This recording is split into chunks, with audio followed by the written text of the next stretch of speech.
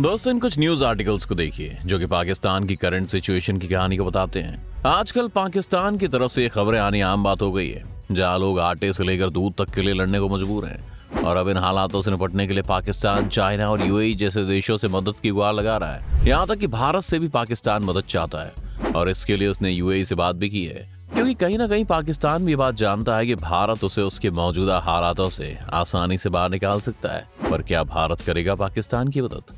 और आखिर कैसे भारत पाकिस्तान को दिवालिया होने से बचा सकता है? चलिए जानते हैं। अगर हम आपसे कहें कि इन बदतर हालातों के बीच पाकिस्तान को शायद अपनी गलती का एहसास हो गया है, तो ये कहना गलत नहीं होगा, क्योंकि अपने इस बुरे आर्थिक दौर के बीच में पाकिस्तान के सुर कुछ बदले बदले नजर आ रहे हैं। जहां एक तरफ कश्मीर से आर्टिकल 370 के हटने के बाद से पाकिस्तान हमेशा से बौखलाया हुआ रहता था और वो बार बार इस मुद्दे को उठाकर भारत को घेरने की कोशिश में रहता था। जिस पाकिस्तान ने कश्मीर के मुद्दे को लेकर भारत से कुछ भी इंपोर्ट करने से मना कर दिया था, यहाँ तक कि अपने देश के लिए जरूरी चीनी और कपास जैसी चीजों को इंपोर्ट करने पर भी रोक लगा दी थी, वहीं अब कश्मीर के मुद्दे पर खुद बात करना चाहता है।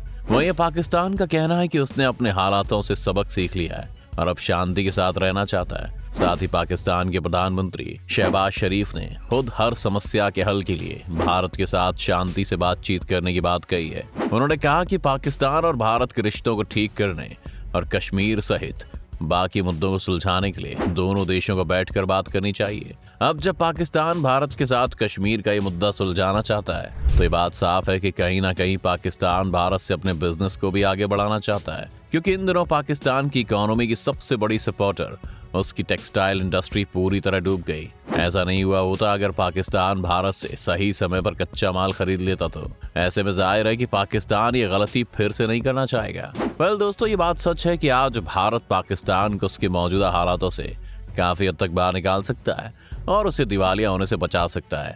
खैर, भारत पाकिस्तान की किस तरह से मदद करेगा और करेगा भी या नहीं, इसके बारे में हम आगे बात करेंगे, लेकिन उससे पहले देखते हैं कि पाकिस्तान में हालात इस वक्त हैं कैसे। भारत और पाकिस्तान दोनों ही ऐसे देश हैं जिन्होंने अपना सफर लगभग एक ही साथ शुरू किया था। जी हाँ, ब्रिटिशर्स से आजादी मिलने के बाद भारत और पाकिस्तान दोनों ही अपने अपने सफर पर निकल पड़े। आज भारत तो बहुत आगे निकल चुका है, वहीं पाकिस्तान के हालात बहुत ही ज्यादा बुरे हो चुके हैं।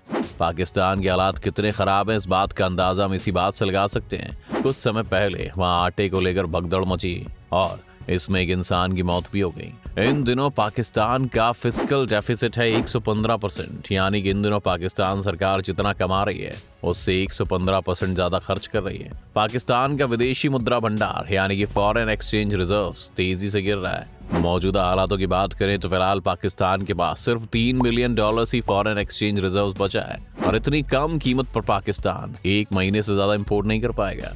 अगर बात करें अभी की, तो अभी डॉलर के मुकाबले एक पाकिस्तानी रुपए की कीमत 269.27 रुपए है। पाकिस्तान में महंगाई इन दिनों लोगों के सिर चढ़कर बोल रही है। इन दिनों महंगाई करीब 50 साल के रिकॉर्ड में हाईएस्ट पॉइंट पर पहुंच गई है। पाकिस्तान में 1 लीटर दूध की कीमत 200 रुपए का आंकड़ा पार कर चुकी है।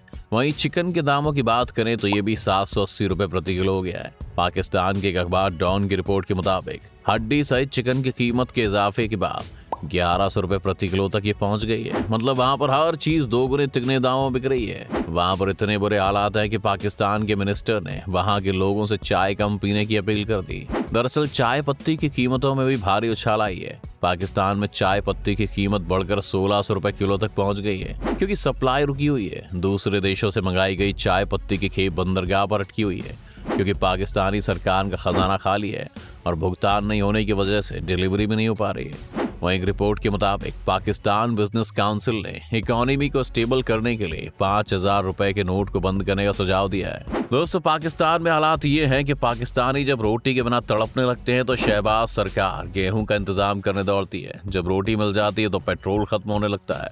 पेट्रोल का जुगाड़ होता है तो रसोई गैस खत्म होने लगती है।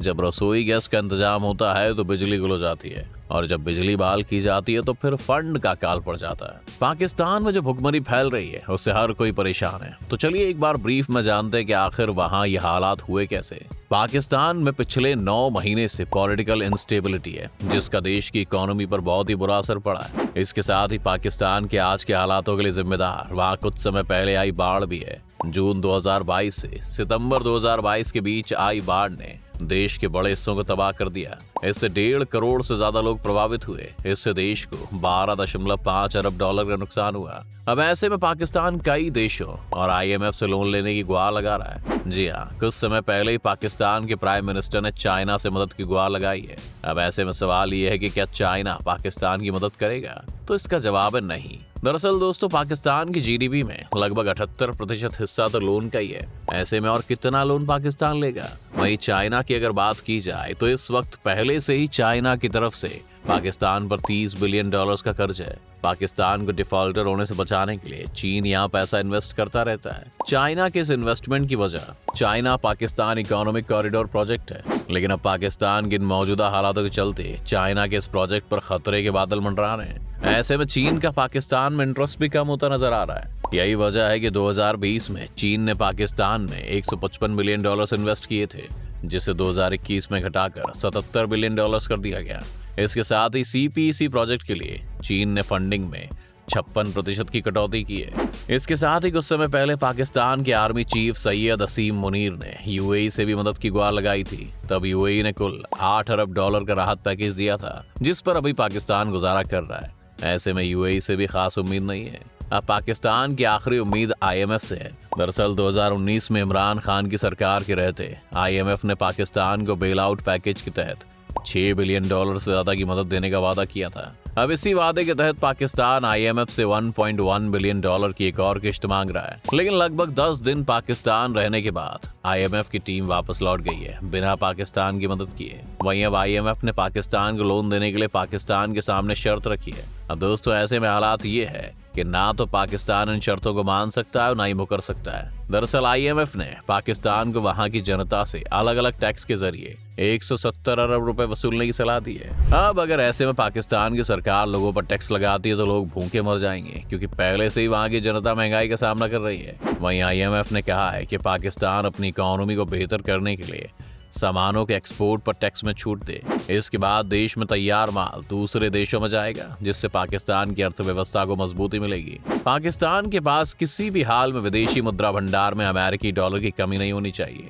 इसके लिए सऊदी अरब, चीन और UAE से मदद मांगने के लिए दबाव बनाया जा रहा है। अब ऐसे में देश पाकिस्तान की मदद करेंगे या नहीं, ये तो वक्त ही बताएगा। लेकिन इन दिनों पाकिस्तान की जो भारत से रिश्ते सुधारने की पहल है, उस हिसाब से तो साफ है कि अपने देश में चल रहे हालातों की वजह से पाकिस्तान बहुत घबराया हुआ है। अब अगर भारत पाकिस्तान की मदद करता है तो ये साफ है कि इंडिया वहां की इकोनॉमी में कुछ हद तक बढ़ोतरी कर सकता है। जी हाँ दोस्तों, दरअसल भारत और पाकिस्तान में पिछले काफी समय से व्यापार लगभग रुका सा हुआ है। पुलवामा अटैक और जम्मू कश्मीर की धारा 370 के बाद से दोनों देशों का आयात निर्यात काफी कम हो गया है। और अब अगर ऐसे में ये प्रतिबंध हटता है तो पाकिस्तान भारत से अपना कपड़ा उद्योग के लिए कच्चा माल खरीद सकता है, जो कि उसके लिए एक बड़ी मदद साबित होगी। क्योंकि एक रिपोर्ट के मुताबिक पाकिस्तान भारत पर टेक्सटाइल के लिए कच्चा माल और दवा उद्योग के लिए काफी निर्भर है। और हाल ही में खबर आई थी कि पाकिस्तान की टेक्सटाइल इंडस्ट्री इसलिए बर्बाद हो गई क्योंकि उन्होंने भारत से सही समय पर कॉटन को इंपोर्ट नहीं किया। ऐसे में अगर भारत पाकिस्तान को कॉटन देता है तो पाकिस्तान अपनी टेक्सटाइल इंडस्ट्री की वजह से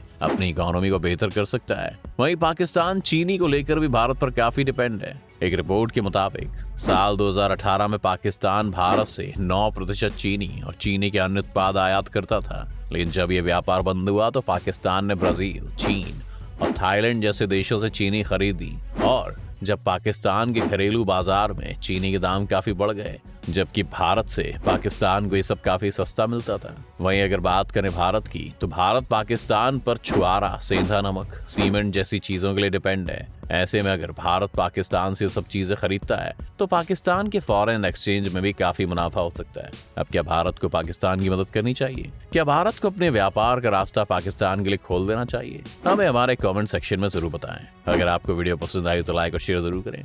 साथ ही अगर आप हमारे चैनल पर नए हैं तो इसे सब्सक्राइब करना, बेल आइकन दबाना बिल्कुल ना भूलें।